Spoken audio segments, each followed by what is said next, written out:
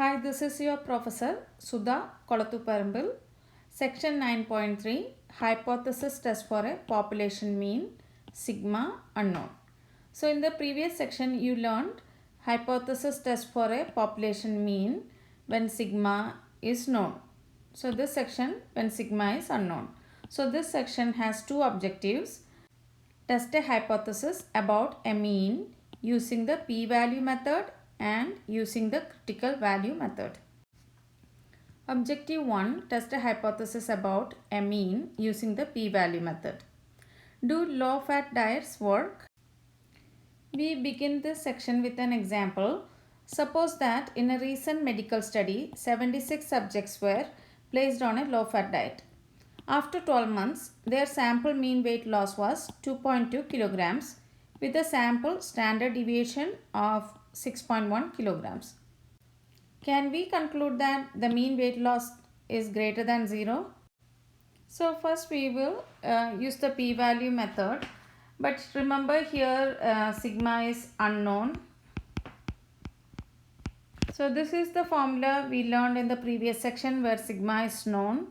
Since we don't know sigma here, we replace the sigma with the sample standard deviation S. So we cannot say this is Z. We need to use the test statistic T instead of Z.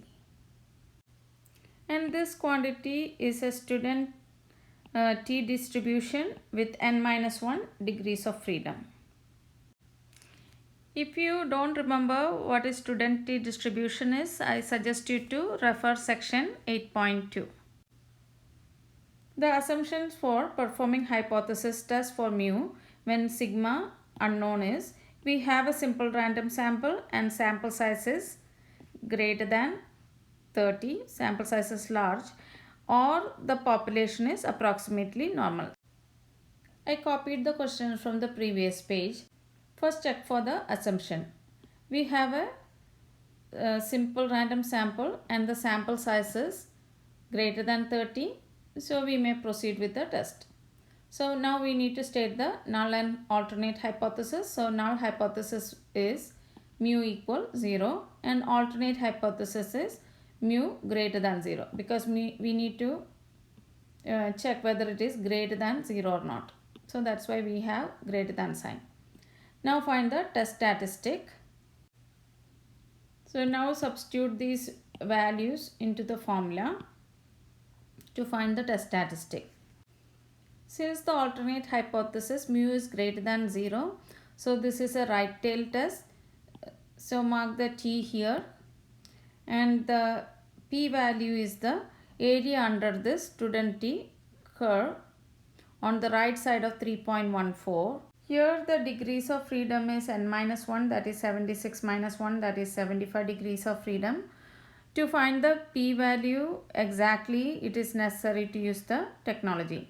So using the TI-84 calculator, you can find the p value equal 0.0012. In the calculator, first press second, then VARS, then option 6, that is TCDF, then enter the test statistic. So starting from here to the right side, so I am entering a really big number, so 10 power 99, then the number of degrees of freedom. If you press enter, you will get this p value. If the significance level is alpha 0.05, then p is less than alpha, then we reject the null hypothesis at alpha equal 0.05 level. Then we can conclude that the mean weight loss of the people who adhere to this diet for 12 months is greater than 0. Another way to perform the hypothesis test using TI-84 calculator is press stat, then highlight test, then option 2, select t-test. Then you can enter the null hypothesis mu 0, mu not equal 0, and the sample mean and the sample standard deviation and the number of degrees of freedom. Then you have to choose whether it is a right tail or left tail or two tail. then calculate. Then it will give you the same p-value. I will explain that again later in this section. Computing p-value. P-value of the test statistics t is the probability, assuming that the null hypothesis is true, of observing a value for the test statistic that disagrees as strongly as or more strongly with the null hypothesis than the value exactly observed. P-value is the area under the student t-curve with n-1 degrees of freedom. The area is the left tail, the right tail, or both tail, depending on the type of alternative hypothesis.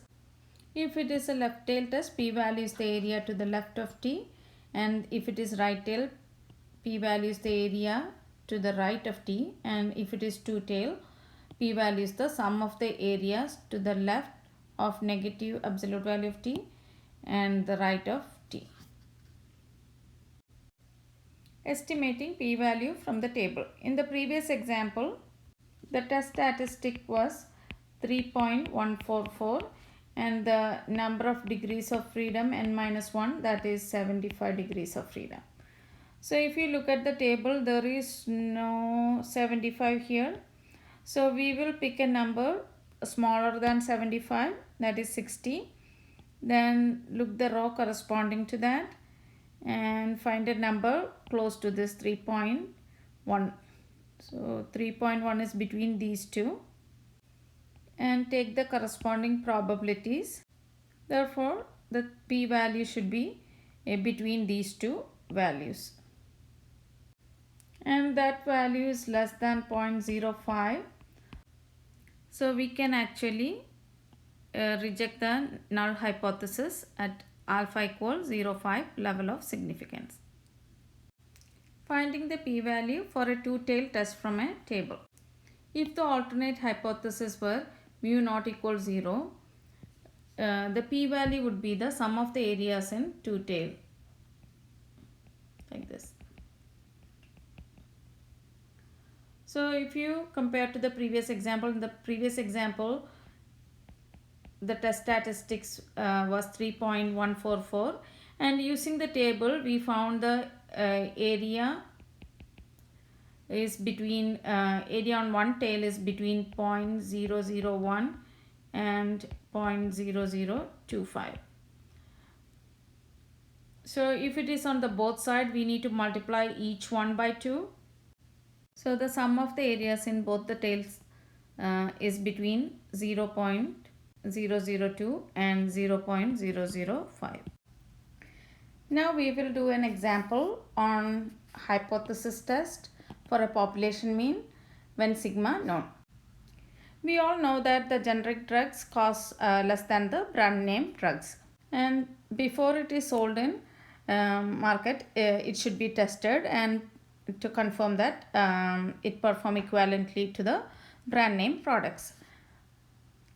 The US Food and Drug Administration is now supervising the testing of a new generic antifungal ointment.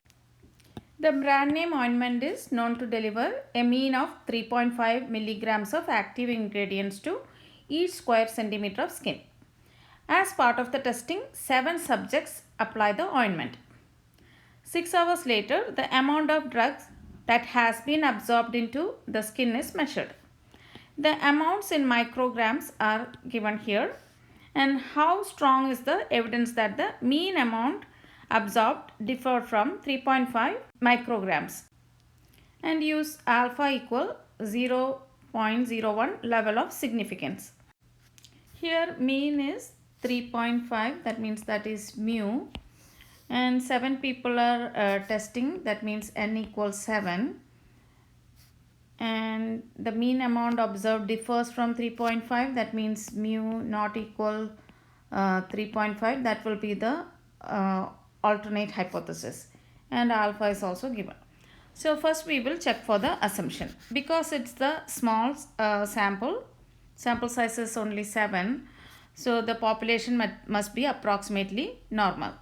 So in order to check this, we will use a dot plot of the data. So first I draw a number line. Then analyzing the data, the smallest value is 2.1. So I started with 2. and the highest value is 3.7. So the largest value 4. Then I divided that into like a 2.2, 2.4 like that, so that I can plot this. So 2.6, that will be some, that is here, 3.2 will be here, then 2.1. So while looking at the data, there is no evidence of strong skewness and no outliers. So we can proceed. So first we will state the null and alternate hypothesis. Step 1. State the null and alternate hypothesis. Null hypothesis is mu equal 3.5 and alternate hypothesis is mu not equal 3.5. Step 2. Choose a significance level. Significance level alpha is given, alpha equal 0.01. Step 3. Find the test statistic.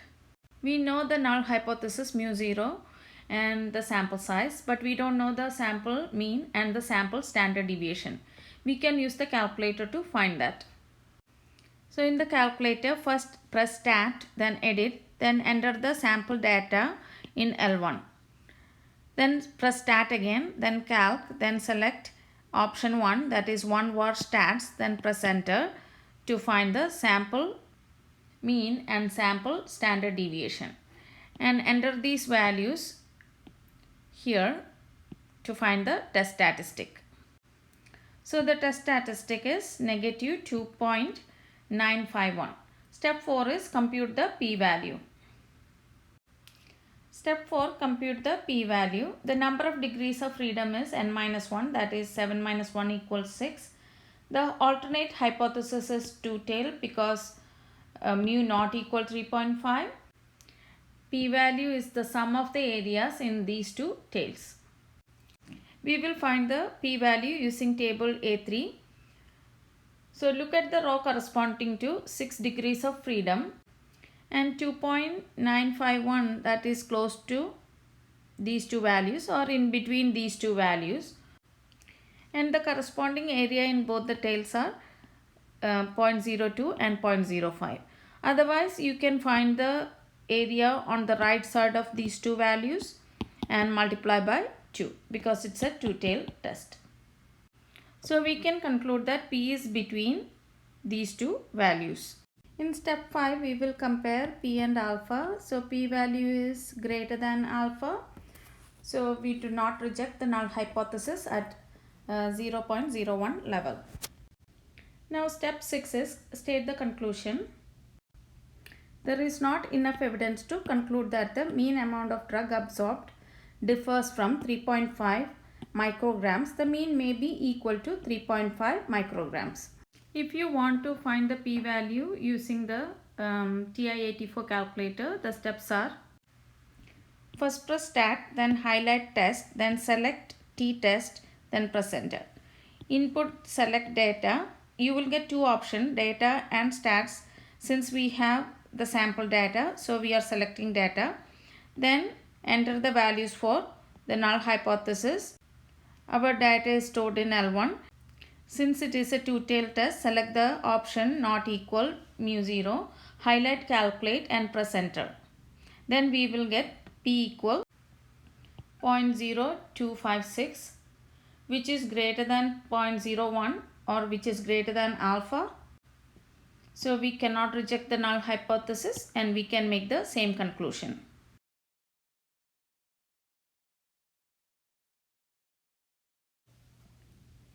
Objective 2. Test a hypothesis about a mean using the critical value method. So we already test the hypothesis about the mean. Objective 2. Test a hypothesis about a mean using the critical value method. So we did the hypothesis test using the p-value method. So now look at the critical value method. If sigma is known or unknown, the critical value method for the hypothesis test for population mean is the same. The only exception is that we use the student t distribution rather than the normal distribution. So the critical values for the student's t distribution can be found under table A3 or by using TI-84 calculator. Here the test statistic t is x bar minus mu 0 divided by s over square root of n. And t alpha is the critical value, alpha is the significant level, and we reject the null hypothesis based on this condition for left tail, right tail and two tail test. So let's look at an example testing a hypothesis using a critical value method. A computer software vendor claims that a new version of their operating system will crash less than 6 times per year on average. A system administrator installs the operating system on a random sample of 41 computers. At the end of a year, the sample mean number of crashes is 7.1 with a standard deviation of 3.6. Can you conclude that the vendor's claim is false? Use alpha equal 0.05 significance level. So first check the assumptions. N is 41, which is greater than 30. So we have a large random sample. So the assumptions are satisfied. And step 1, state the null and alternate hypothesis. The null hypothesis is 6 because the vendor claims that the new version of the operating system will crash less than 6 times per year on average. So mu is 6. Alternate hypothesis, we need to conclude that the vendor's claim is false. That means we must conclude that mu is greater than 6. Because here they are saying that crashes less than 6 times per year on an average. And in order to prove that the vendor's claim is false, we must conclude the opposite of this. So opposite of less than is greater than. So alternate hypothesis is mu greater than 6. So next step is we need to choose the significant level. So significant level alpha is given. Now we need to find the critical value. So we will be using table A3. And we know the degrees of freedom n-1, that is 41 minus 1, 40. So we will look at in the row which has 40 degrees of freedom. And since this is a right tail test, because it is greater than 6, and look for alpha 0.05. So intersection of this row and this column, that is 1.684. So that is the critical value. So critical value is 1.684. Next step is to find the test statistic. For that we need the sample mean and the standard deviation. And we know n. Step 3 is find the test statistic. So use this formula and substitute the values for each one. Now determine whether to reject the null hypothesis. This is a right tail test, so we reject the null hypothesis if t is greater than or equal t alpha. So compare t and t alpha. T is 1.957 and t alpha is 1.684. So this is greater than t alpha. So we reject the null hypothesis. Step 5, state a conclusion. So we can conclude that the mean number of crashes is greater than 6 per year. This diagram shows the critical region and the test statistic. So you can see the test statistic falls in the critical region. So in this section you learn the assumptions for hypothesis test for mu when sigma is unknown, and how to perform hypothesis test for mu when sigma is unknown using the p-value method and the critical value method, and how to estimate the p-value from the table for one tail and two tail test. And remember, the test statistic we used here is t equal x bar minus mu 0 divided by s over square root of n. And for student t distribution we use table A3.